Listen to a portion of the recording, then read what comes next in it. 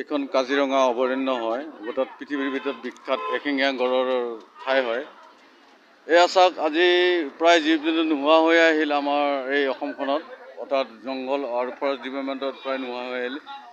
দুই এটা জীৱ জন্তুৰ বাহিৰে আৰু ইয়াতে একো নাই। এইখন হ'ল কাজিৰঙা অভয়াৰণ্য। ইয়াতে এই ফললেণ্ডটো দেখিছেনে? এই ফললেণ্ড যুক্ত ৰাষ্ট্ৰ আমাৰ অসমত প্ৰায় হৈ গ'ল। বৰ্তমান আমাৰ এই জীৱ জন্তুৰ এলেকাবোৰ যে ফললেণ্ড কৰিব লাগে বা অভাৰব্ৰিজ কৰিব লাগে, সেই বিষয়ে আজি নানান ধৰণৰ চৰকাৰ আহিলে আৰু গ'ল। এই পথছোৱা সৰু সৰু হৈ থাকিল।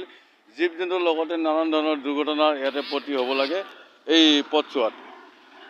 মই বিচাৰোঁ, অসমৰ ইমান ডাঙৰ ডাঙৰ অভাৰব্ৰিজ হৈ আছে, দুইতলা চিটি বনি আছে গুৱাহাটীত, নানান জেগাত অভাৰব্ৰিজ হৈ আছে। আমাৰ এই জংঘল এলেকাটো বা জীৱ জন্তু বচাবলৈ চৰকাৰে কিয় আজিলৈকে, কোনো এটা চৰকাৰে কিয় আজিলৈকে মনোযোগ দিয়া নাই যে জীৱ জন্তুবোৰ বচাব লাগে আৰু প্ৰকৃতিক বচাব লাগে। প্ৰকৃতিয়ে যে আমাৰ মানুহৰ জীয়াই ৰাখিবলৈ প্ৰকৃতিয়ে হ'ল মেইন ঔষধ, সেই কথাটো মানুহে বুজি পাইছেনে নাই আৰু জ্ঞানত আহিছেনে নাই। শিক্ষিত সমাজ, জ্ঞানৰ অভাৱ কাৰণে আজি এখন ধৰ্মযুদ্ধৰ লগতে প্ৰকৃতিৰ লগত যুদ্ধ কৰিব লগা হৈ আছে মানুহৰ।